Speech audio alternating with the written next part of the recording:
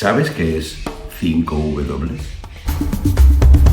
Periodismo sobre lo que está lejos. Y sobre lo que está cerca. 5W es pequeñas historias y grandes explicaciones. Fotografía. Contexto. crónicas, Podcast. revistas, Libros. Denuncia. Las migraciones. la guerra, los derechos humanos, La cultura. el racismo, La pandemia.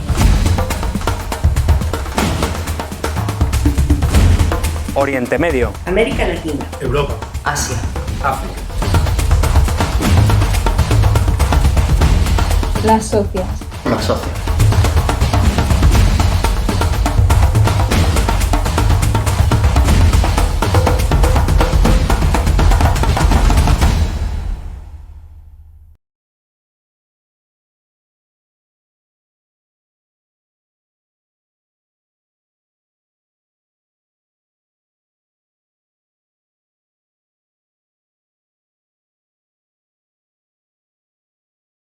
Digo de todo porque ahora vamos a hablar, como sabéis, con Xavier Aldecoa, pero podéis preguntarnos en cualquier momento cualquier cosa y sobre todo al final cogeremos las preguntas y mientras os vais conectando a Twitch, nuestra primera experiencia en Twitch, ahora haremos alguna broma con Aldecoa sobre el tema. Habéis visto que es 5W y os quería decir también que ahora somos más de 4.000 personas que dan apoyo a 5W. Y esperamos que sean muchas más, porque para contar las historias que contamos y que ahora vamos a detallar un poco, necesitamos el apoyo de personas que se suscriban a la revista. Dependemos de esas personas. La publicidad supone muy poco en nuestro presupuesto anual y confiamos en que siga siendo así. Si os parece, para empezar, veremos un vídeo muy breve de este nuevo número, de número 6 de 5W, Salud. Y entonces ya empezamos la charla con el compañero Aldecoa. Adelante.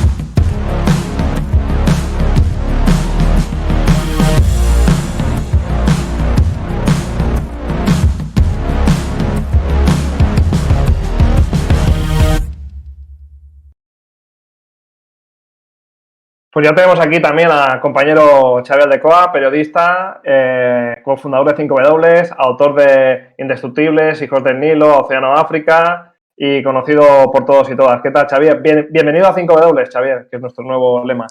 Muchas gracias. Bienvenido a Twitch, ¿no? Esta Sí. plataforma o red social, no sé exactamente qué es, o sea que imagínate cómo empezamos. Decíamos antes que estamos haciendo con Twitch nuestra generación como hacía nuestra anterior generación con Twitter, ¿eh? Que estamos diciendo, yo no me subo a eso, paso de eso ya. Eso es porque ya nos hacemos mayores, ¿eh?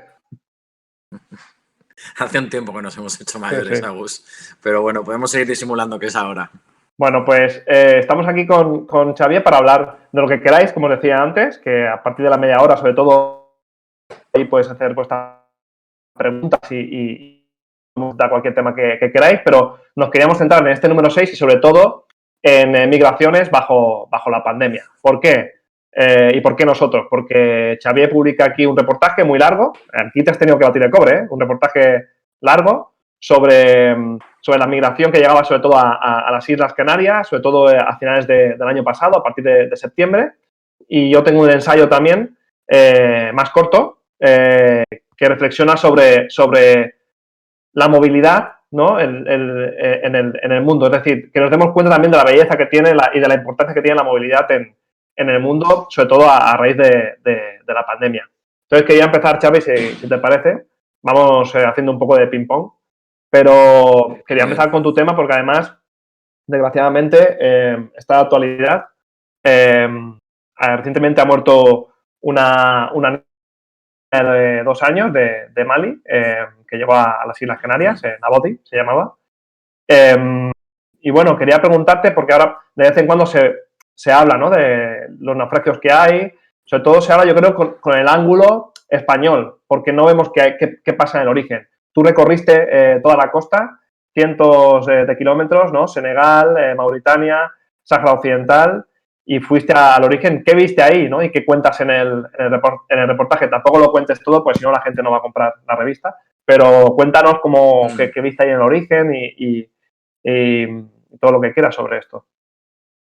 Bueno, fue un viaje en el que claramente me lo planteé desde el primer momento como un viaje en movimiento, porque la migración tiene parte de eso, tiene una gran parte de movimiento, y pensaba que ir solo a un sitio me dejaría ver una escena parcial, muy parcial, como siempre lo es el periodismo al final, pero si solo iba a Senegal no tenía por qué tener tanto que ver como la situación en Mauritania, Sáhara Occidental o Marruecos, así que por eso me planteé hacer toda esta ruta, ¿no? Fueron entre 1.500 y 2.000 kilómetros al final por la carretera, por menos un salto que hice porque la frontera de Mauritania y Sáhara Occidental está muy complicada. Y lo que vi es un problema que ya viene de lejos, una situación de pobreza o de falta de futuro que hace que gente pues intente buscar un futuro mejor y personas se vayan hacia Canarias o hacia Marruecos, pero bueno, en este caso hablaba sobre la migración a Canarias, y una situación que se ha visto ahora empeorada, agravada por la cuestión del COVID. No tanto el impacto sanitario como el impacto económico por la situación del COVID, desde la parálisis del turismo, desde el cierre de fronteras, el incremento del precio de los alimentos, los confinamientos que han hecho que la gente económicamente se quede sin red. Así que varios factores que hacían que los migrantes que ahora están llegando a las Islas Canarias, en más de 23.000 el año pasado, fue la cifra más alta desde el 2006, sean personas que hasta hace muy poco, hasta desde la pandemia, no se planteaban necesariamente marcharse, la migración, y eso es nuevo.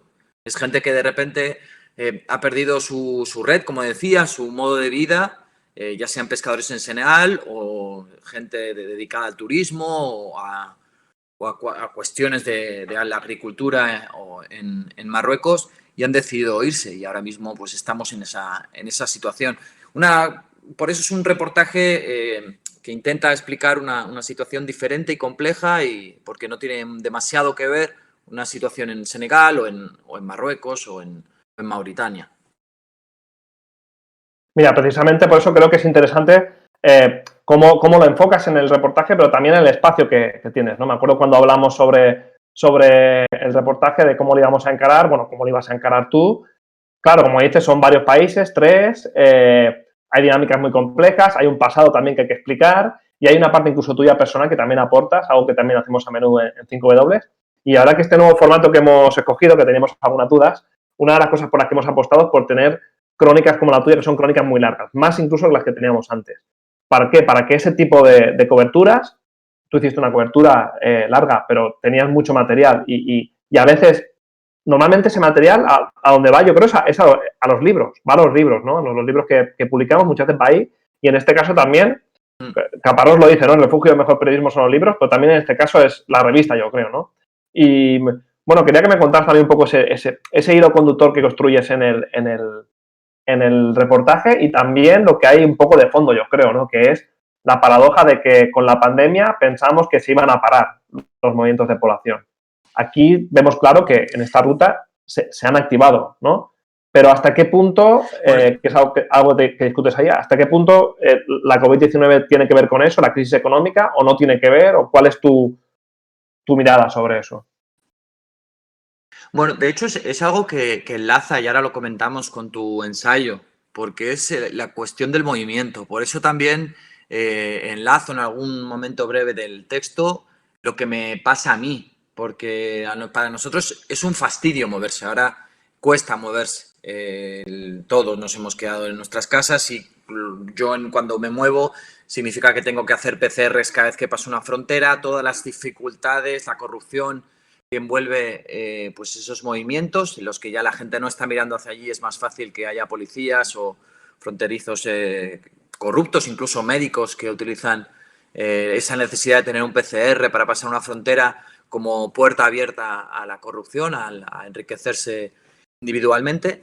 Pero todas estas cuestiones que tú también tratas en este ensayo de la dificultad de movimiento se quedan en una anécdota respecto a lo que significa de verdad el movimiento para muchas personas. Gente que siempre lo ha tenido difícil, ahora lo tiene aún más difícil por la cuestión de la desesperación, incluso el estigma. Yo recuerdo al principio que se decía que los migrantes que llegaban a Canarias, que a lo mejor tenían el COVID, que llegaban sin PCRs y, bueno, lógicamente sin PCRs.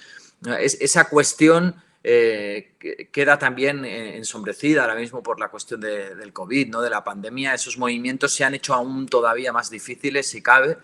Y ves incluso también que es algo curioso, que yo recuerdo estar allí y no darme demasiada cuenta hasta que empecé a hablar con ellos. Recuerdo un momento en el que están hablando, en una cobertura que hice hace poco, una madre y su hijo hablando. El hijo era migrante y estaba en España, y cómo la madre estaba preocupada por su hijo, porque en España hay mucho COVID. Ya te proteges, a ver qué te va a pasar, que no esa mirada desde Occidente, sobre todo hacia África, pues muy negativa, muy pesimista, y en cambio la madre que hablaba con su hijo le preguntaba, preocupada porque él estaba en España, y en España hay mucho COVID. Pero yo creo que se enlaza bastante con tu ensayo, ¿no? Esa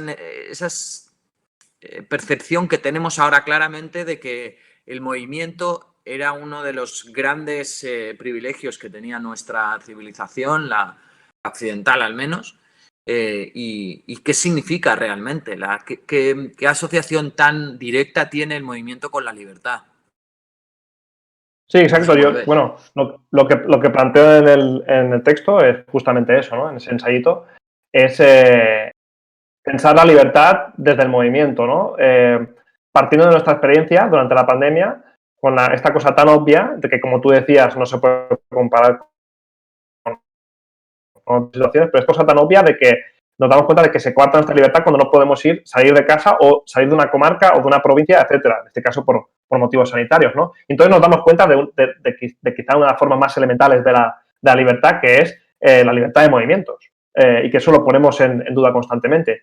Entonces planteaba que quizá desde ahí podemos entender mejor cosas que pasan en el mundo contemporáneo, cosas que tienen que ver con las migraciones. Por cierto, aprovecho para comentar, me dicen por el pinganillo, tengo aquí conectado, que hagáis preguntas, poned las preguntas en el chat y las vamos a recoger luego o en directo, así que no os cortéis, que estamos aquí para conversar.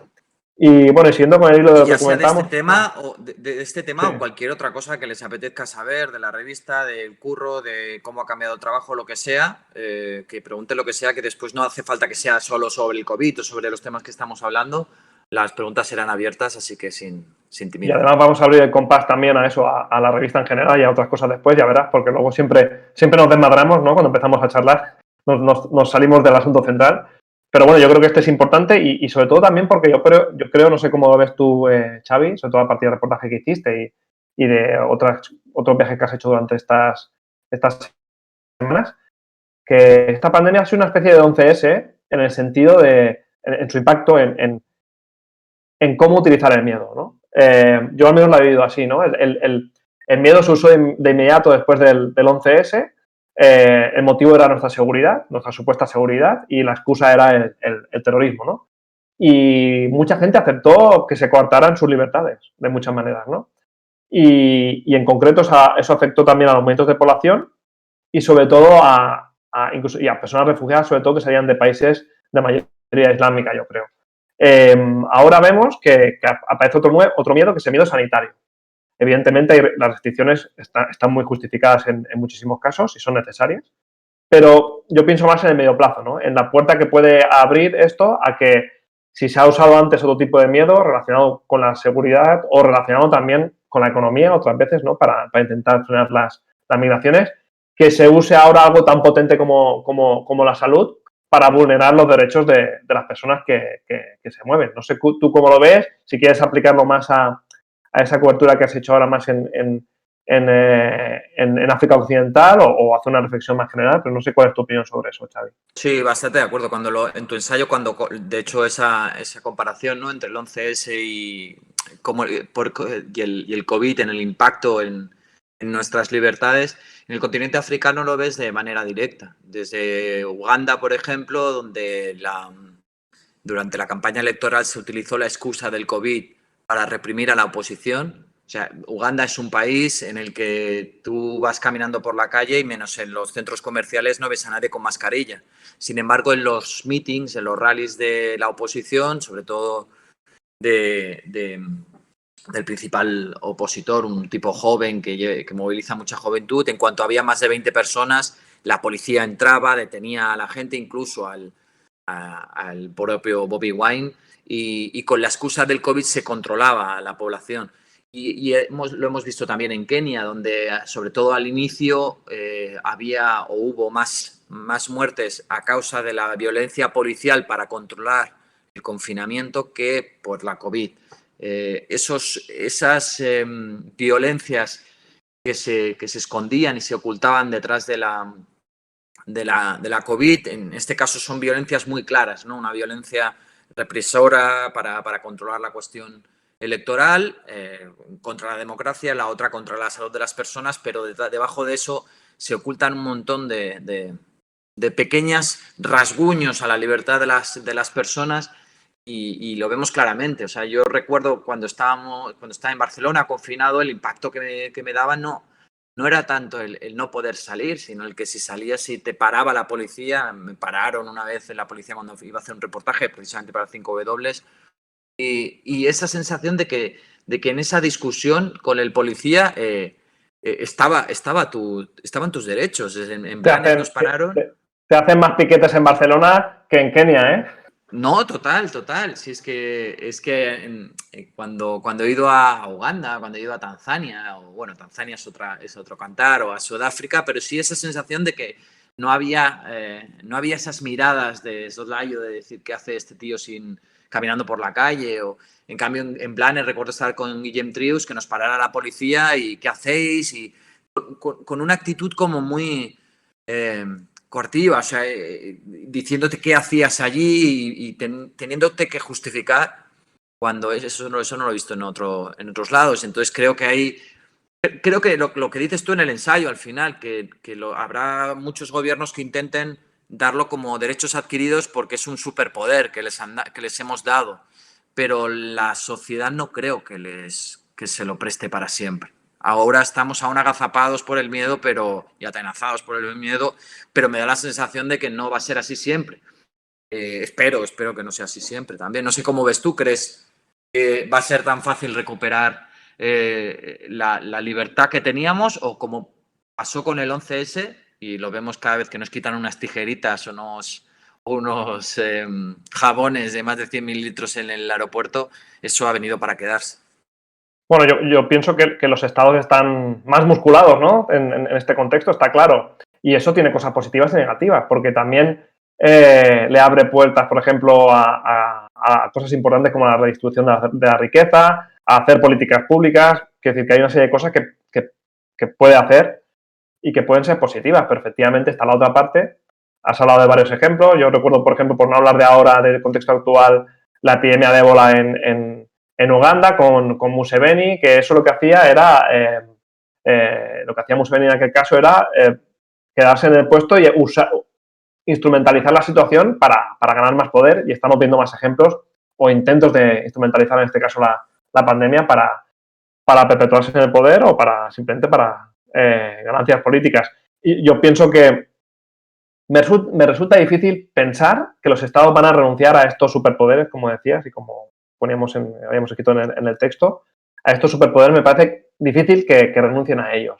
Y creo que ahí va a ser clave también el nivel de agitación social, que yo creo que en los próximos años va a haber bastantes protestas, no relacionadas con lo que está sucediendo ahora, sino con todo lo que sucede en diferentes contextos a nivel social, político. 2019, si nos acordamos, ya fue un año con muchas protestas y la pandemia frenó un poco eso, por motivos obvios, pero pienso que es un mundo en ebullición y que vamos a ver muchas más muchas más protestas. Incluso, ¿qué quiere decir exactamente que no estén relacionadas? Ahora, por ejemplo, hemos visto unas semanas de protestas en Senegal en las que en realidad la chispa que ha hecho encender todo ha sido que han detenido a un opositor que decían, bueno, que acusan de abuso sexual, según sus seguidores, de manera falsa, pero todo el desencanto de detrás de esa juventud, de esa falta de futuro, esa red desaparecida por el impacto del COVID, sin duda está detrás. Es difícil de valorar cuánto, porque no son aspectos que se puedan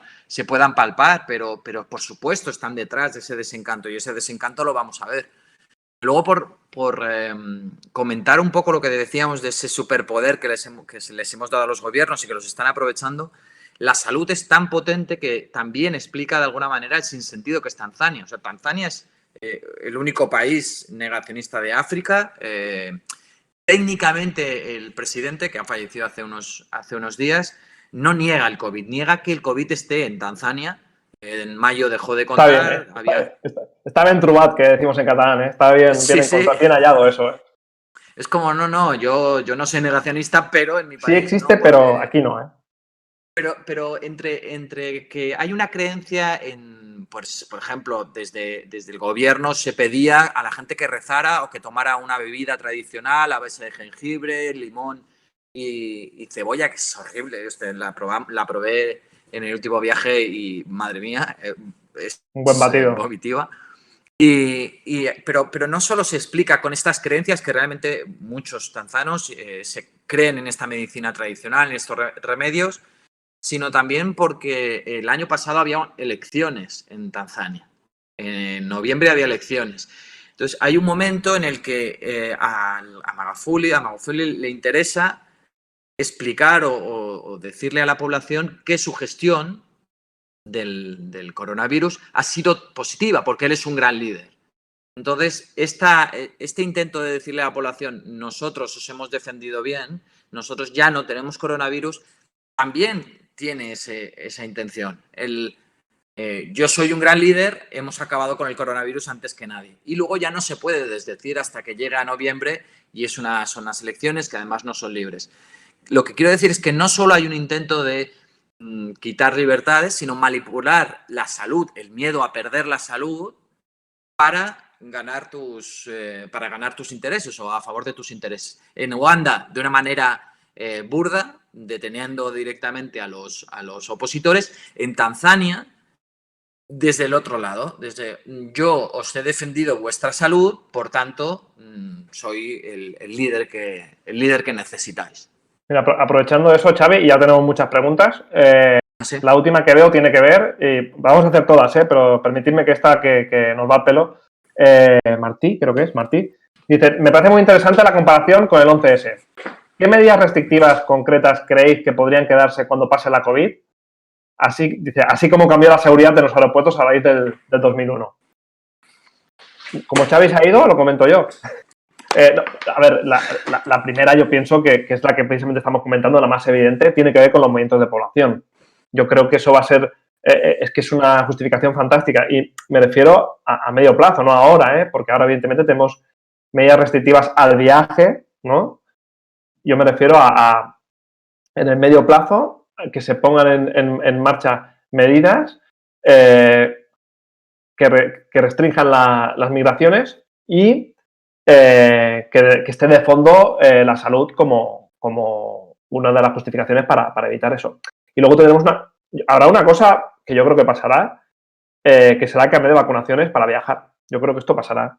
Que a ver, tampoco, pongámoslo también en perspectiva, no sé qué piensa Xavi, pero, por ejemplo, nosotros tenemos todos carnet de vacunas y vamos con, por ejemplo, el de la fiebre amarilla, etcétera, hay cosas que, bueno, quiero decir que no sé, va a haber una discusión, pero yo creo que eso va a ocurrir. Pero cuando ya lo llevas a conciertos, etcétera, o a acceso a lugares, etcétera, yo creo que es complicado y es un debate importante sobre la libertad y también sobre la salud y sobre la privacidad de la salud también, ¿no? Hay toda una serie de cosas que son complejas y son debates que se van a poner sobre la mesa. Pero en realidad es algo interesante de lo que va a pasar, pero le estamos dando un poder ahora mismo supongo que lo vemos más justificado por todo el miedo que tenemos y por la gravedad también de la pandemia, pero en realidad estamos hablando que ahora tú estás en un país, te has ido a Senegal o te has ido a Uganda, como ocurría cuando estaba estos días por allí, te hacen una PCR que te exigen que sea 48 o 72 horas antes, pero te la tienes que hacer lo más ajustada posible y te dan los resultados apenas unas horas antes de subir al avión y eso decide si subes al avión o no. Pero no solo decides si subes al avión, si no subes al avión te obliga a estar 10, porque has dado negativo o positivo, te exige a estar 10 días en otro país como mínimo. Eso siempre que no tengas, que seas asintomático, demás. En realidad estás dando un poder a un laboratorio que tú no sabes exactamente la fiabilidad que tiene, unos médicos. En realidad es algo que no estamos acostumbrados. Que ahora no sé cómo, ahora porque está muy reciente todo, lo aceptamos más, pero yo no sé cómo va a seguir en el futuro o esta cuestión de que decías, ¿no? Del carnet de vacunación, que no es una cuestión como la fiebre amarilla, yo creo, Agus. Porque la fiebre amarilla, en realidad, tú si quieres vacunarte de la fiebre amarilla, te puedes vacunar de la fiebre amarilla. O sea, la cuestión de tener el carnet de vacunación con la fiebre amarilla depende de tu voluntad. En cambio, aquí no es así. Tú, si te quieres vacunar, no te puedes vacunar ahora mismo. Te tienes que esperar a que te toque. Y aquí podemos nosotros hablar que a lo mejor a nosotros nos va, es una cuestión de meses. Pero para un tipo de Uganda que a lo mejor hasta el 2023 no se va a poder vacunar, la perspectiva cambia. Entonces, a mí no me parece que sea igual porque eso te va a limitar hasta que de repente alguien te diga que puedes vacunarte o, si no, a lo mejor si tienes sangre azul te puedas ir a vacunar a Qatar, creo que fue. Bueno, sí. Y bueno, y otro tipo de vacunas también, que también sucede. Quiero decir, que al final el concepto ese es un concepto elitista de personas que tienen acceso, incluso ya tener el propio documento de certificado de vacunaciones. Quiero decir que eso te abre ya una puerta a un modelo, yo creo que no es democrático, pero que bueno, que es discutible y que va a ser interesante, va a estar sobre la mesa. Perdona porque como llegan más cosas las voy a ir cantando. Sí, tira. Nos dicen que si hablaremos sobre la migración en Latinoamérica. Bueno, si queréis charlamos un poco, tampoco no somos los mayores expertos en eso, pero sí que os digo que en 5W en la web hemos publicado muchas crónicas sobre migraciones en Latinoamérica. Las últimas, si no me equivoco, eran de Alberto Pradilla, más centradas en México.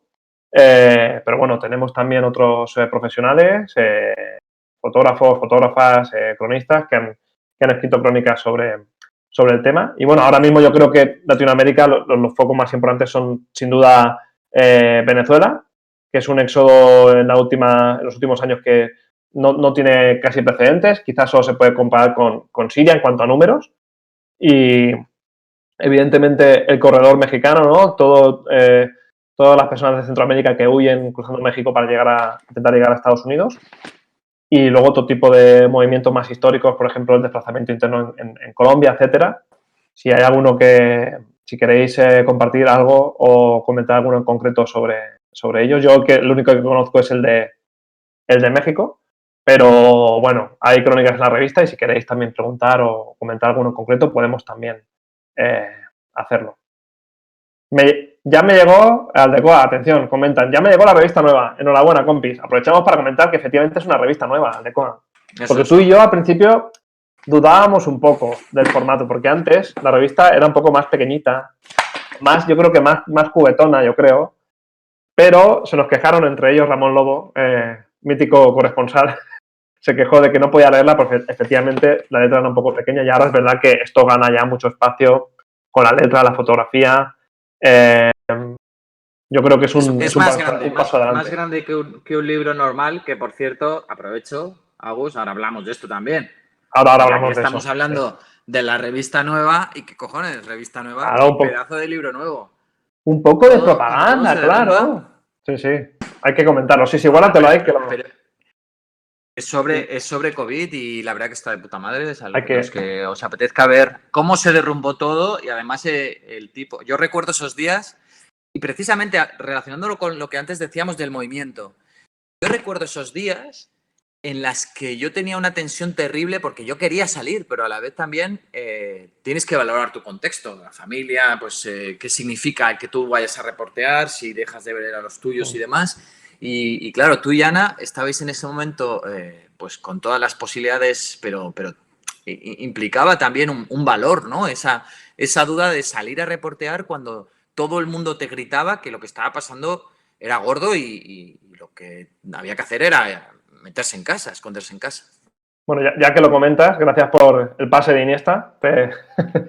Comentamos, bueno, me guardo las preguntas estas, pero aprovecho para comentar esto, ¿no? Del libro, Cuando todo se derrumba, que es un libro que acabo de publicar, con fotos de Ana Suriñac, como comentaba Xavier, pero que nos lleva, yo creo, a un debate más profundo que tiene que ver con todo lo que hacemos en 5W, y es que, bueno, el punto de partida del libro es que, bueno, como habéis visto lo que estamos hablando, ¿no? De cosas que suceden en Uganda, en la India, en Senegal, etcétera. Pues yo como Xavi, aunque bueno, Xavi se centra más en África, yo quizá al principio más en Asia, pero sobre todo he hecho coberturas fuera, ¿no? He sido corresponsal en Pakistán, en la India, y claro, cuando llegó la pandemia, que es algo que reconoces de alguna manera porque es una emergencia, algo que has podido vivir en otro lugar, y que afecta a una sociedad de una forma que no tiene parangón con otras cosas que han sucedido antes. Entonces te planteas, bueno, ¿qué hago? Si no reporteo sobre esto donde estoy aquí en casa, es que lo que estoy haciendo fuera es hipocresía o, bueno, un poco entré en esa crisis, ¿no? Decir, bueno, ¿qué hago? Y de alguna manera lo que decidimos Ana y yo fue hacer una cobertura bueno, vivimos en Barcelona, pues aquí como si lo hubiéramos hecho en Sudán del Sur o en un terremoto en Filipinas o, ¿no? En situaciones similares de emergencia, en este caso de una emergencia sanitaria. Y en el libro pues se cuenta, se hace ese viaje, se coge como espejo otros lugares como Pakistán, como Liberia, para contar lo que pasaba aquí y para darnos cuenta de que, y ahora iba un poco a lo que te comentaba antes sobre 5W, que decimos siempre que lo que está lejos importa más que nunca, ¿no? Porque por primera vez vemos en la televisión, una televisión en China, y aunque no sepamos chino, y están hablando de coronavirus, sabemos a qué se refieren. Y al revés, ¿no? Y en Kenia, y en Argentina, y en... no lo sé. O sea, vemos como un mismo tema nos convoca a todos a la misma vez, aunque afecte de forma diferente, eso está claro, que eso también es otro tema. Pero a la misma vez veo como un tema importante como el que estamos hablando hoy, que es el de las migraciones, pese a esa posibilidad de conexión mayor, no hay esa conexión más solidaria, si quieres, o más consciente, ¿no? El ejemplo más cercano ahora, que hablábamos de esta niña de 2 años, Nabodi, o del incendio que ha habido en Bangladesh, del campo de refugiados rohingyas, o de que hubo en Lesbos, el mayor campo de refugiados de Europa, en Lesbos en septiembre. No son noticias en Elche. Exacto. El incendio del... Sí, y no son cosas que nos llamen más la atención, sino al contrario, ¿no? Entonces, no sé, a ver, tengo como... Porque a veces... Porque, Agus, tú cuando ahora decías conectar, cuando ves la televisión en el otro mundo y que al final lo conectas con tu realidad, ¿tú cuándo fuiste consciente de que la ola que venía del coronavirus era algo serio? O aunque no fuera consciente del todo, pero sí un pequeño aviso al cerebro que dijo, ojo. ¿Lo tienes claro? Sí, cuando me levantaba por las mañanas, a ti te ha pasado también seguro, me levantaba por las mañanas y pensaba, hostia, el ébola sigue allí, ¿no? Porque como cubrimos el ébola, ¿no? Como que todavía la idea de coronavirus no la tenía en la cabeza, pero como el ébola sigue allí, ¿no? Y era el coronavirus. Y ya me empezaba... Pero ya estábamos confinados. No, antes. Entiendo que es cuando ya están... Un poco antes. Y creo que lo que me pasó, y quizás a mucha gente le pasaría algo similar, era que no quería aceptar la realidad, ¿no? Yo recuerdo a finales de febrero de hacer alguna... Yo ya veía similitudes con el ébola, precisamente. Y recuerdo hacer alguna colaboración, esto lo cuento en el libro, alguna colaboración en la radio, en Cataluña Radio, recuerdo, en la cual hablaba de las similitudes del ébola con el coronavirus, antes del estado de alarma. Con mucha precaución, con mucha cautela, porque pensaba, bueno, no podemos comparar una cosa como el ébola, que ha matado mucho más, en aquel momento había matado mucho más, ahora no. Con mucha cautela, quizá con demasiada, ¿no? Y de hecho, recuerdo que me preguntaron en la tertulia sobre el Mobile World Congress, que por cierto estoy muy en contra, porque siempre nos coincide con la presentación de 5W, nos fastidia cada año, estoy muy en contra, pero dije, bueno, la OMS dice que no hay ningún problema en que se celebre, yo tampoco, esto no me viene ni me va, pero gran error hacer caso a la OMS cuando perdón, pero su papel en la epidemia de ébola fue lamentable. terrible. Claro. Por no hablar lo de la hora, por ir a lo del ébola fue lamentable, ¿no? Pero fue entonces cuando tenía ese tal y ya, que era cuando dijimos, bueno, vamos a reportear, ¿no? Que ya eso ya fue con el estado de alarma. Y Ana, que es la editora gráfica de 5W y que fue la que, bueno, los dos fuimos a reportear durante esas semanas, que publicamos también en la revista, ella me decía que aquí era diferente, ¿no? Reportear, porque, claro, hay gente que conoces, es tu contexto de siempre, pero la verdad es que yo ahora con distancia es que habría hecho lo mismo en cualquier lugar. A ver, siempre con el respeto por delante, en cualquier lugar del mundo, eso lo tengo claro. Pero claro que más estás aquí y te toca más, pero al final el curro es el mismo. No sé tú cómo lo viviste, pero... Bueno, yo la primera vez que tengo un poco de conciencia de que algo está pasando grave, recuerdo que fue una imagen que salió en televisión de China con un hombre que se había muerto en la calle y no lo recogían. La gente pasaba por al lado y hasta dentro de 4 o 5 horas, creo que fue, vinieron unas personas con EPI para sacarlo. Y ahí recuerdo hablar con Julia y decir, oye, esto que está pasando es un poco más grave de lo que creo, o de lo que creemos. Pero no reaccioné tampoco especialmente, porque de hecho después me fui a Somalilandia, justo una semana antes de que nos confinaran, y ahí fue el otro choque en el que al llegar a Argis, a la capital de Somalilandia, en el norte de Somalia, nos tomaron la temperatura gente con mascarillas y con trajes con EPIs. Y a mí me pareció exageradísimo. De hecho, di fiebre, di 38 de fiebre y me apartaron, vinieron militares. Sí, estaba con Manu Javois, que empezó a hacer broma de rollo, yo no conozco de nada. O sea, incluso nos lo tomamos una cierta... Sí, coña, hay una cierta sorpresa y la gente estaba preocupada. Nos miraban y a mí me pedían que me apartara. Y recuerdo que hacía muchísimo sol y les decía, ¿dónde cojones me voy a apartar? No me voy a poner en medio del aeropuerto, déjame que esté bajo una sombra. Y ahí empezar a pensar, oye, ¿aquí qué está pasando? O sea, ¿por qué el mundo está enloqueciendo? Para mí, el mundo entonces era todo lo que no es Europa está enloqueciendo. Y ahí ya cuando vuelvo corriendo porque venía el confinamiento, es cuando me lo encuentro de cara. Pero mi primera reacción, ahí debo decir, porque yo ahí cuando tú dices, no, eso de la hipocresía y tal, yo creo que ahí que fue una autoimposición que te pusiste tú para salir a reportear cuando no te llamaban. La mía, sinceramente, fue pirarme a las montañas. Yo quería irme con mis hijas a las montañas, tío. O sea, buena también, sí. Sí, mi primera reacción no fue salir a reportear, aunque después me salía, o sea, yo quería irme cuando ya estaba aquí, me acuerdo hablar contigo aquí en la terraza y decir, joder, yo quiero ir, pero la primera reacción sin duda no fue reportear, fue una vez llegado aquí desde tan lejos, porque fue complicado, intentar irnos, pero ya no se podía. Pues hablando de reporteo, que tengo aquí un montón de preguntas acumuladas, pero hablando de reporteo, nos dice Bleiva Linares, bueno, hola compas, Agus comentaba en Voces, que se refiere a un librito de conversación que tenemos, que le llega a los suscriptores cada año y que el último fue de Martín Caparrós un diálogo entre Martín Caparrós y yo. Agus comentaba en Voces cómo le había cambiado la forma de hacer entrevistas en las coberturas con el uso de la mascarilla, ¿no? Que es mucho más frío. También yo comentaba, de hecho creo que era en ese fragmento, que por un lado el contacto con esa persona que tú necesitas establecer es más frío. También es verdad que en según qué situación, yendo con la mascarilla, como que te miran menos y te podías hacer más ambiente. Te puedes, en según qué situación, en un hospital, por ejemplo, te puedes diluir un poco más y puedes observar más y puedes, ¿no? Pero en general yo creo que el impacto es muy negativo porque el calor humano, ¿no? No sé. Y te dice, ¿para ti también cambió eso, Xavi? Te preguntan. ¿Eso ha cambiado para ti también o...? Ahora que has ido también a hacer otra cobertura. Bueno, diría dos cosas. Cuando hicimos la historia de una historia que hicimos para 5W y para una televisión en la que eran unos chicos migrantes subsaharianos que por el confinamiento habían dejado de tener cualquier ingreso y no podían enviar dinero, remesas a sus casas. Un chico, Malan, recuerdo que recogía chatarra, otros que trabajaban en el Top Manta. Ahí recuerdo que la gran preocupación de esos chicos, de Malank y los demás, era que no se les viera la cara. Y la mascarilla les proporcionaba esa seguridad, porque realmente no se te reconoce. Y ahí pensé, hostias, lo que a veces ocurre, que la gente no quiere, sobre todo cuando es televisión, que no quieren que les grabes, porque se les reconoce, la mascarilla de repente te elimina esa cuestión.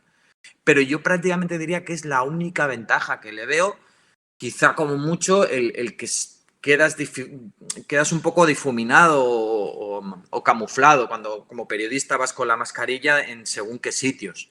Porque no se te ve tan periodista cuando vas como todos los demás, y sobre todo si vas con el traje de EPI, que tú lo explicas en el libro alguna vez, ¿no? Que cuando os felicitan y os dan las gracias, gracias por vuestro trabajo, a ti te da esta vergüenza porque tú no estás haciendo ese trabajo, tú siempre estás siguiendo, pero nadie sabe que no lo estás haciendo porque estás vestido igual que ellos, ¿no?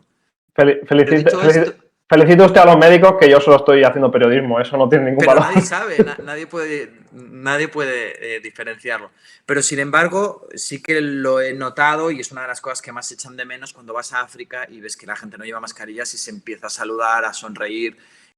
Todo eso para mí son herramientas de trabajo, esa cercanía que puedes adquirir gracias a la sonrisa, gracias a esa falta de miedo, porque hay que decir que en muchos sitios, en Tanzania, en Uganda, en Senegal, en muchos sitios donde no, sobre todo cuando te alejas un poco de las ciudades, y en las ciudades también, prácticamente no hay uso de mascarillas y la gente utiliza esos mecanismos de comunicación anteriores y te das cuenta de lo importantes que son.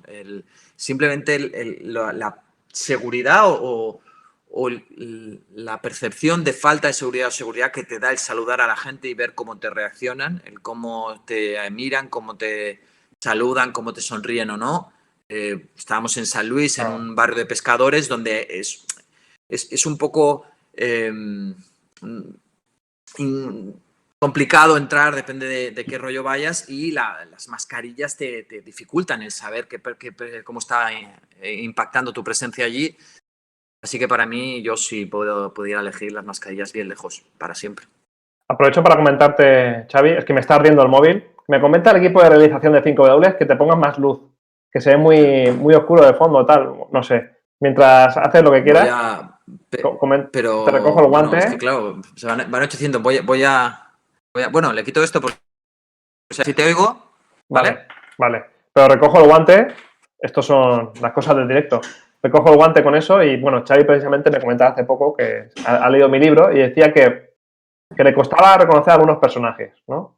Y yo también hice esa reflexión porque me di cuenta, de hecho también lo comento en algún momento en el libro, que esas personas que he conocido durante la pandemia no las he descrito físicamente y eso fue inconsciente. Y las personas que había descrito físicamente eran las que lo habían pasado muy mal con la COVID-19 y habían sobrevivido y yo ya las veía como que estaban fuera del contexto, ¿no? Y esas 2 o 3 personas son las que están descritas físicamente, digamos, ¿no? Pero por todo lo que llevábamos encima, ¿no? Por la mascarilla, o en aquel momento incluso, pues eso, los trajes de protección, etcétera, eso incluso anula la descripción, ¿no? O sea, física, ¿no? O sea, que es bastante brutal. Ya me he enrollado para que vuelvas, perfecto. De hecho, ya en tu libro es me algo... permiten una cerveza, el equipo... Que hemos comentado lo de que al principio que prácticamente no describes a la gente. O sea, sí, eso. Hablas de los personajes y demás, pero no sabes si tienen el pelo largo, si son altos, si son bajos, si son gordos, si son flacos. Y es algo raro porque, por ejemplo, tu forma de trabajar y de los reportajes, eso sí que es bastante, bueno, no solo tuyo, pero el describir a las personas físicamente como para colocarlas, ¿no? Y en el libro este no lo haces, quizá por esa barrera de la mascarilla, que tapa más de lo que creemos. Y pasa un tiempo hasta que empiezas a mirar a esa persona, ¿no? Por ejemplo, pues a Belén, ¿no? Una médica que está en la UCI de Can Ruti. Pues hasta que no la veo 3, 4, 5, 6 veces, no la miro, de verdad, ¿no? Eso es algo que también por el momento... A mí me pasa que ahora intento pedirle a la gente al final que se baje la mascarilla, porque hay gente con la que compartes un rato, pero no sabes cómo es. Y entonces... Como en el control de pasaporte. ¿Control de pasaporte es usted o no? Quítate la mascarilla y la gorra, ¿no? Tengo más preguntas, ¿eh? A ver, ¿alguna pregunta? A ver, buenas tardes. Me gustaría preguntar sobre Marina, sobre la migración y el coronavirus. ¿El coronavirus se convertirá en una excusa más para restringir el flujo migratorio? Creo que esto ya lo hemos comentado un poco. ¿Habrá una doble vara de medir en cuanto a sus desplazamientos? Sin duda. Perdón, ¿eh? ¿Cómo controlar la migración ilegal africana y el COVID? Pregunta, Xavi. Bueno, ¿cómo controlarla? Pues no sé. Es que No es nuestro... me pasa a veces, que yo intento explicar una realidad, lo que está ocurriendo, intentar buscar los motivos, pero las soluciones no lo sé. Pero yo sí creo que también se pueden ver como una oportunidad estas situaciones. Toda la gente con la que hablo y que está dentro de la cuestión migratoria habla de sus familias, habla de intentar mejorar la vida de los suyos y con la intención de regresar. Y eso es una fuerza importante. Tú imagínate que, no sé, ahora improviso un poco, pero que pudieran venir, trabajar de manera legal durante unos años para después regresar. Eso permitiría que aquí trabajaran legalmente, que pagaran sus impuestos, que todo ese dinero que han gastado en el viaje lo pudieran invertir en una empresa que también tributa en España, ¿no? O sea, las aerolíneas o empresas de transporte, y después regresar a sus familias que habrían recibido directamente una mejora económica. Esto que no me parece una locura. No estoy hablando de abrir fronteras o que no haya ningún control, sino dar una oportunidad para el desarrollo en origen y también en el lugar donde trabajan. No se plantea, y yo creo que es por una cuestión de una falta de valor, pero es que además que seguramente tiene esto que estoy planteando, tiene algunas sombras y algunas dificultades, pero por el otro lado, el no hacerlo hace que se enriquezca gente que son despreciables, traficantes, tipos que no tienen ningún tipo de escrúpulos, y esa gente se está haciendo muy, muy rica. Y luego que también lo que parece increíble es que no nos podamos poner de acuerdo en el mundo en cuestiones así, en salvar la vida a decenas de miles de personas, cuando ha habido cuestiones mucho más complejas, como por ejemplo reunirse en una mesa los líderes europeos para repartirse África y poder explotarla económicamente, que es algo mucho más complicado. O sea, un mundo desconocido que aún no estaba por descubrir para los europeos. Se reúnen en una mesa, se distribuyen cómo pueden explotarla económicamente, cuáles son las reglas del juego, y eso que es complicadísimo, no hay ninguna duda que se puede conseguir. En cambio, esto que es para intentar que la situación sea un poco más humana, parece algo fuera de cualquier capacidad de los políticos europeos.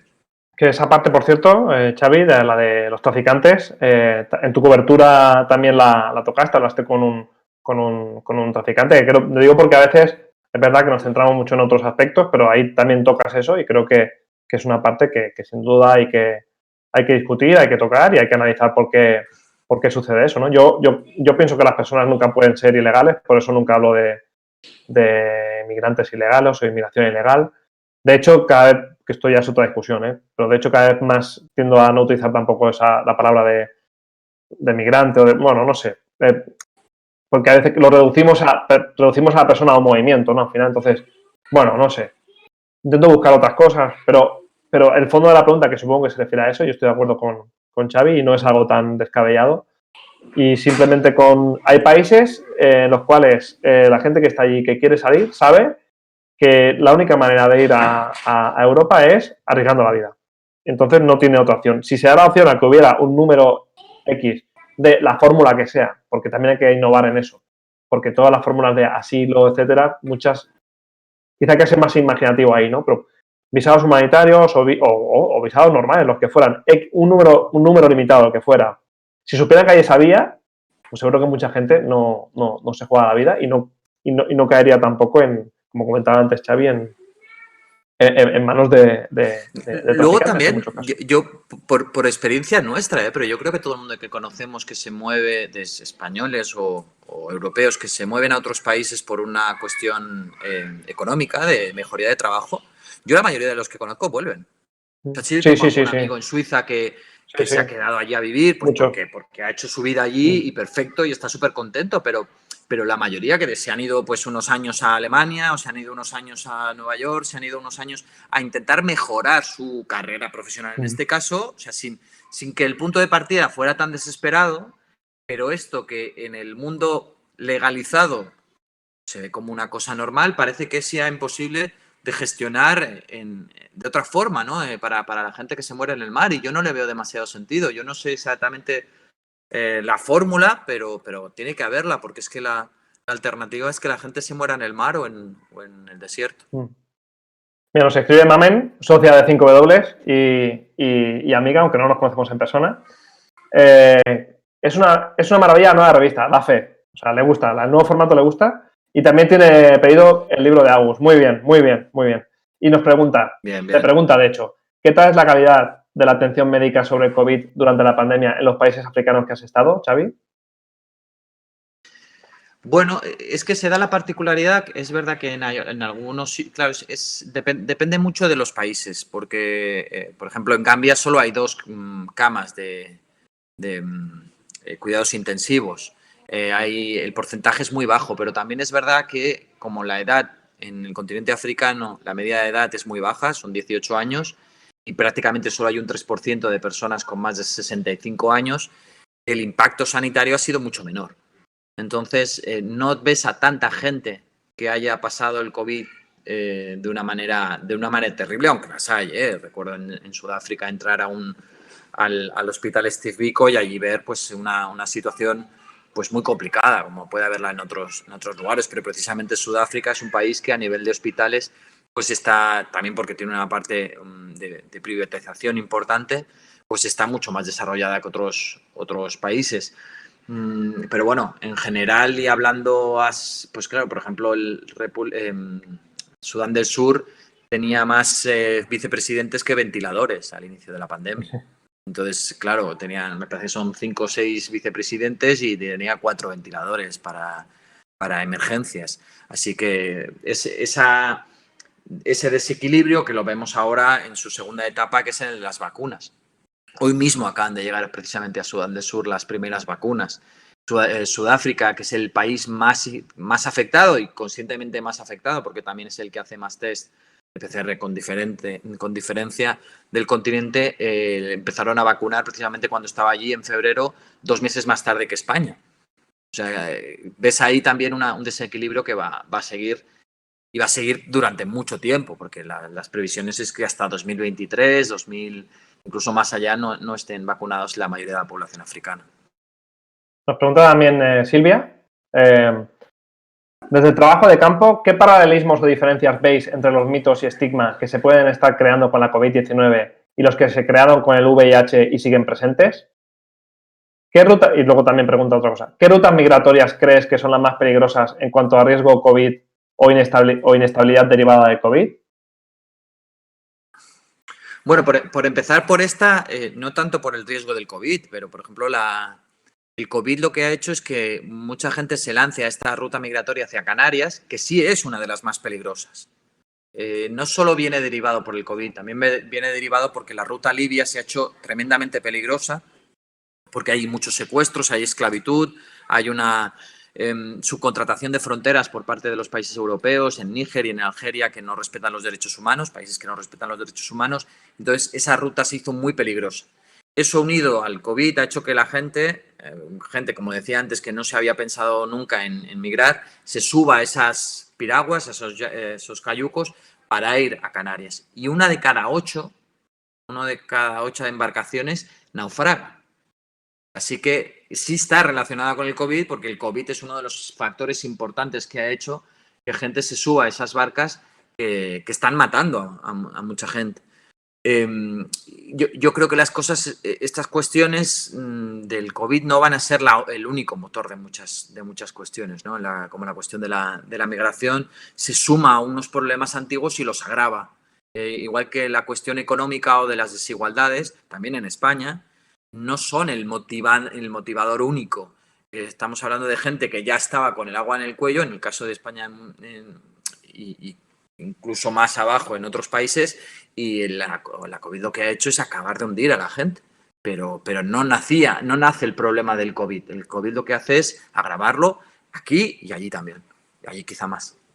Y luego, en cuanto a la pregunta anterior sobre el estigma, la verdad que es una cosa que yo he intentado pensarla mucho, sobre todo al principio. Yo tenía miedo, efectivamente, de que se creara un estigma, que sí que se ha creado en muchos casos, que es decir, existe, pero ahora en perspectiva pienso que mucho menos de lo que yo pensaba, ¿no? Y como ella comenta el caso del VIH, creo que ahí el estigma es mucho más importante. Por diversos motivos que ahora tampoco vamos a entrar a fondo, ¿no? Pero yo sí, por compararla con otra, yo sí pensaba, por ejemplo, el ébola sí que tenía un nivel de estigma que está relacionado con la tasa de mortalidad, de letalidad, perdón, etcétera.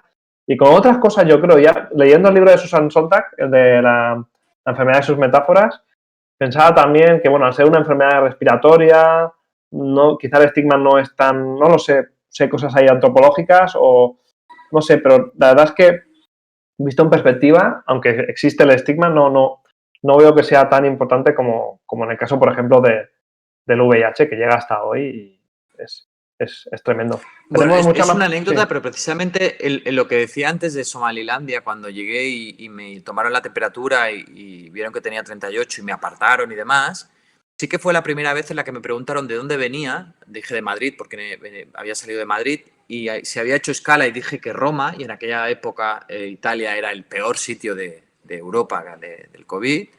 Y por primera vez que esos lugares de origen que normalmente habrían significado seguridad y protección, eran todo lo contrario. De repente ser europeo no era un bálsamo, no era una protección, no era un escudo, era todo lo contrario y le hizo desconfiar todavía más.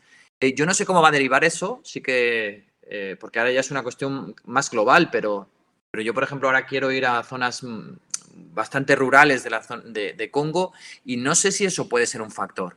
El hecho de ver a alguien que puede traer el virus, eso ocurrió durante el ébola, que recibían a pedradas o incluso peor a médicos, ¿no? Que iban allá a ayudarles o a protegerles.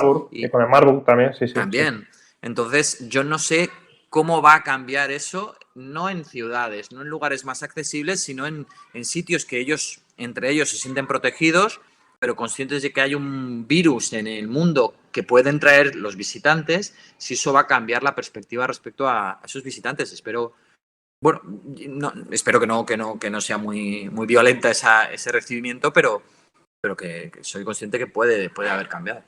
Me envían un mensaje en negrita y exclamaciones que llevamos 55 minutos, así que no lo alargaremos mucho, pero bueno, vamos a contestar alguna pregunta más que tenemos por aquí. Nos preguntan, ¿creen que los migrantes irregulares corren riesgo de ser dejados de lado en los planes de vacunación? ¿Es un peligro real eso? Yo pienso que sí. Bueno, de hecho, en Colombia al final ha dicho que sí que va a vacunar a los venezolanos que estén en su país. Hace unas semanas que no lo sigo, así que no sé cómo ha avanzado eso, pero hubo un momento en que se decía que eso no iba a suceder y la tentación está ahí. Y en todo país en el cual haya personas que estén fuera del sistema sanitario, claro que está ese riesgo presente. Y no hay que olvidar que esa sería sin duda una actitud xenófoba, pero es que además va contra la salud pública de todo el país. O sea que... Y es una cosa que además tú comentas en tu ensayo, que no es solo una cuestión de buen corazón, o es que se les exige unos deberes a esa gente que no tiene papeles.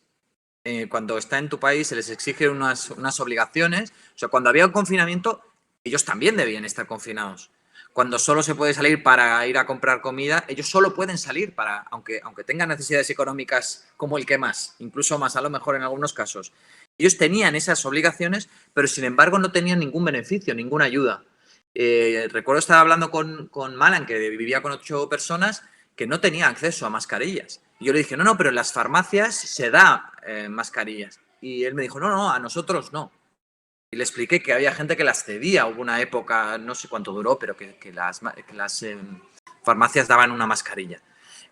Quiero decir que se les esquina, se les exige las mismas obligaciones que el resto de la sociedad, pero no tienen ninguno de esos beneficios de vivir en esa sociedad. Ahora lo hemos visto también con los temporeros de Lleida, ¿no? Con lo de la fruta, que pedían 4.000 vacunas para esta gente que vive en unas condiciones terribles, porque esto sigue repitiéndose año tras año, no importa de qué signo sea el gobierno de la zona, viven en unas situaciones muy complicadas de falta de distancia y no se les pone de una manera prioritaria, pues porque siempre han sido los últimos. Sí, porque lo que comentas un poco, para lo peor estás dentro y para lo mejor estás fuera, ¿no? Es lo que le pasa a esas personas.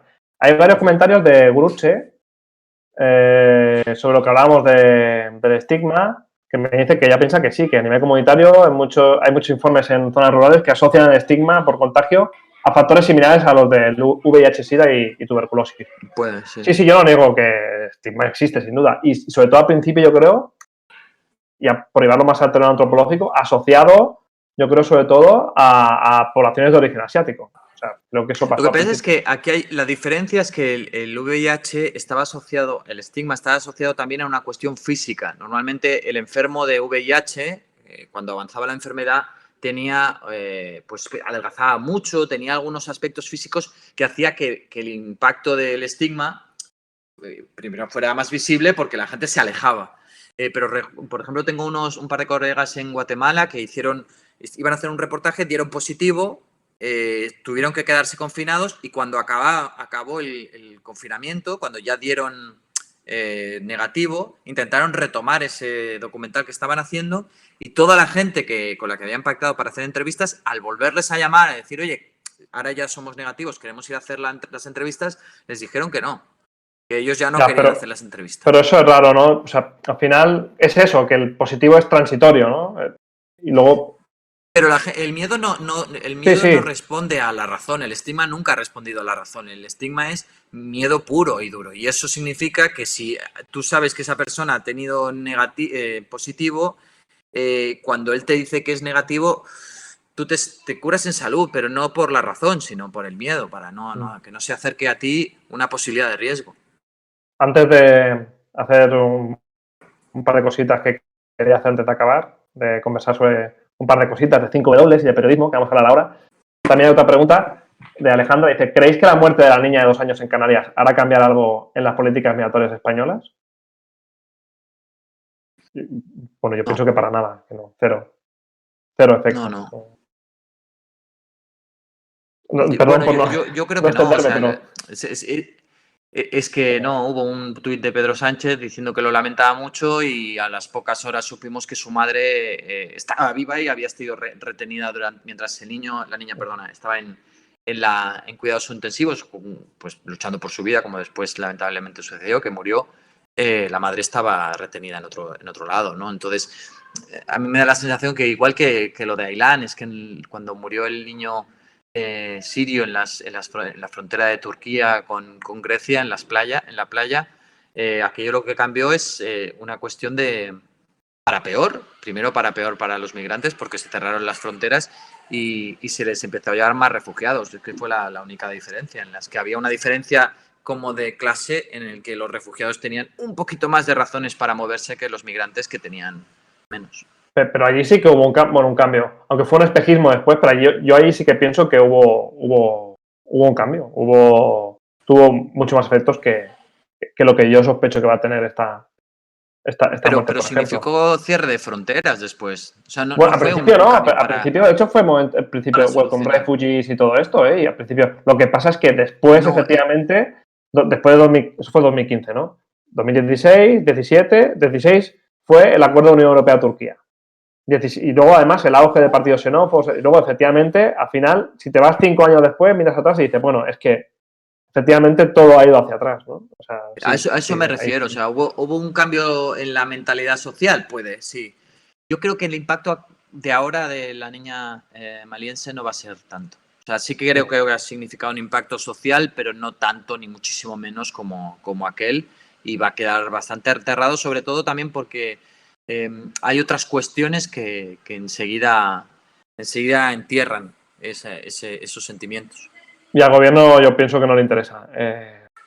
Bueno, hay una continuidad histórica, yo creo, en la política migratoria española, este partido que esté en el gobierno, y este gobierno no está siendo una excepción, y al contrario, yo pienso que es un tema que no quieren tocar para nada, por varios motivos, pero es un tema que no les interesa que aparezca en las noticias, que no quieren tocar para nada, que no creo que vaya a cambiar nada. Bueno, como nos hemos alargado un poco, me han echado un poco de bronca, pero bueno, Twitch es eso también, ¿no? Sí, creo que los ¿cómo se llaman? Los que están en esto de Twitch, los twitcheros, ¿o qué? Twitcheros. Están ahí horas, ¿no? Con los videojuegos hay horas y horas, llevamos muy poco tiempo, pero bueno, vamos a comentar alguna cosita más. Si alguien quiere también comentar algo un poquito más en clave, si queréis, un poco más distendida. Pero yo sí que quería aprovechar, Xavi, para comentar a la gente que todo esto que hacemos en 5W es posible gracias a los socios y socias. Bueno, de hecho en Twitch también funciona esto, ¿no? De los patrons o no sé qué, ¿no? Que la gente paga para ver. Pues mira, nosotros tenemos un medio que hace crónica y fotografía internacional. Entonces, si te suscribes en revista5w.com, te llega esta revista una vez al año, que es su revista libro, de la cual hemos hablado, más de 250 páginas, un librito de conversación, que no tengo por aquí, pero que está muy bien. Hay uno de Xavi, que es sobre África, precisamente. Mira, lo tienes por ahí, correcto. Y luego, sobre todo, acceso a todo lo que publicamos online, todo el año. Ahí está, África Adentro. Es un gran libro. Un poquito de arte de África, un poquito de política de África, un poquito de todo. Muy bien, muy bien. Y nada, que somos un grupo pequeñito de periodistas, pero que necesitamos apoyo y todo lo que nos llegue será bienvenido. Además, somos gente abierta, así que todo lo que queráis, si nos queréis sugerir cosas para nuestros próximos reportajes, ya veremos si hace caso Xavi, pero nos podéis decir por aquí o por donde queráis. Así que nada, yo quería lanzar ese mensaje. No sé si tú quieres añadir, Xavi, o si queréis vosotros hacer algún comentario o pregunta. Bueno, que yo creo que es importante el que la gente se comprometa con la manera de periodismo, el tipo de periodismo que quiere, llámese diario.es, llámese La Razón o llámese revista 5W. Creo que son diferentes maneras de encarar o de mostrar el mundo y ojalá les parezca que la nuestra vale la pena apoyar. O sea, al final no es más que eso. Yo creo que en un momento tan jodido para el periodismo, pues que apostemos por la gente, por la comunidad que nos lee. Es arriesgado, pero es muy, muy gratificante y reconfortante ver que es posible, que esta locura que hablamos hace un tiempo cuando tú estás en la India, creo yo, en Sudáfrica, y que pensamos, hostia, cómo molaría hacer esto, pues lleve 6 años y yo creo que se ofrezca algo de lo que uno se puede sentir orgulloso. Pero vaya, ojalá podáis apoyar, ojalá vuestra situación económica lo permita y de vez en cuando o a nivel anual nos podáis echar una mano, claro. Lo que no ves claro, Xavi, es lo de acabar como streamer de la información internacional, ¿no? Streamer desde Kenia, Senegal, etcétera. Eso no lo ves claro, ¿no? Lo veo incompatible con la vida. O sea, creo que es un trabajo. Con la vida, está muy bien, con la vida, sí. O sea, es un trabajo en el que si a mí me dijeran, pues oye, deja de reportear y ponte a hacer de streamer y demás, pues, o sea, que creo que Twitch lo que te pide es que tengas una comunidad a la que nutras de contenido cada 2x3. Es una plataforma que desconozco mucho, y Twitter también es un poco así, en el que tienes que estar siempre. Y es incompatible con preparar viajes, con hacer los viajes, de vez en cuando puedes asomar la cabeza, yo lo hago, pero vaya, la vida te exige otras cosas también. Los tuiteros y los twitcheros. Bueno, nos llegan muchos mensajes por ahora ahí de gracias y tal, y efectivamente alguien dice que tenéis a socios y socias fieles, y efectivamente es verdad, porque la gente que está ahí apoyando, la verdad que sí, yo al principio nunca me habría imaginado que llegaríamos hasta aquí, y gracias a esa gente que nos da apoyo y que al final yo siempre digo, hostia, es gente que piensa como nosotros, ¿no? O sea, y que hace otras cosas, ¿no? Se dedica a otros ámbitos, a veces también el periodismo, pero que al final tenemos una comunidad ahí muy fuerte y nada, gracias por el rato, nos dicen. Anima al resto, la gente anima a que se suban a 5W. Muy bien, gracias por la charla, Xavi, eres el mejor. Eso no lo dicen, lo digo yo. y nada, pues nos vamos a despedir, ¿no? ¿Prometemos otra charla por Twitch o no prometemos en el futuro? Sí, con baile incluido, ¿no? ¿Sí? ¿Hacen eso los twitcheros? Bailan y se disfrazan de osos y cosas con así. baile. Pensaba que decías con Ibai. Con Ibai, bueno, no creo que quiera saber lo que es revista 5W. Hombre, tendría que apoyar causas así como esta, así que, ¿no? Un poquito que llegue a la gente qué pasa en Portugal, qué pasa nos hace entrevistas Kenia, con en la Pedrerol India. Y hace entrevistas con Pedrerol, con Sergio Ramos, ¿Con Pedrerol? Juega ¿Sí? con... Sí, vaya, no con Pedrerol, ¿sabes? El GIF ese... ¿Has visto el GIF de Pedrerol? Que está en el GIF este de esto es periodismo, y hace así. Este es el que... Esto es periodismo. ¿No lo has visto? Sí. Seguro que alguien sabe de lo que hablo. Si pones periodismo en GIFs, te sale ese. Sí. Bueno, pues nada, por también un poco que sea un poco más distendido al final. Muchas gracias por estar ahí. Antes de irnos, simplemente que sepáis que este ciclo de charlas que estamos haciendo sigue y el miércoles que viene, creo que lo vamos a proyectar ahora, o se está viendo, porque tenemos un equipo de realización que es el mejor del mundo, el 5W.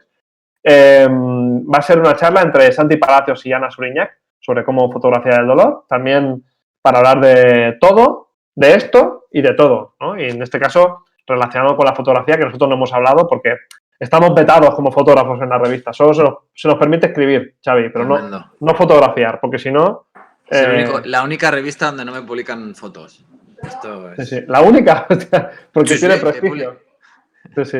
Ah, perdón. No es la semana que viene, como veis en el cartel, es en 2 semanas, porque yo es que no soy muy cristiano, pero esta Semana Santa por el medio y para que la gente no se estrese, es en 2 semanas.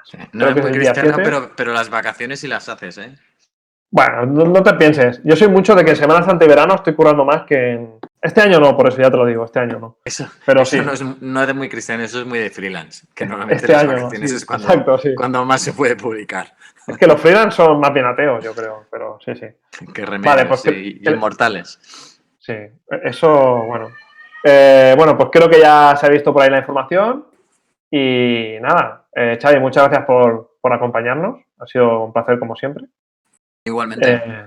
Y sobre todo, salud y periodismo. Salud y periodismo.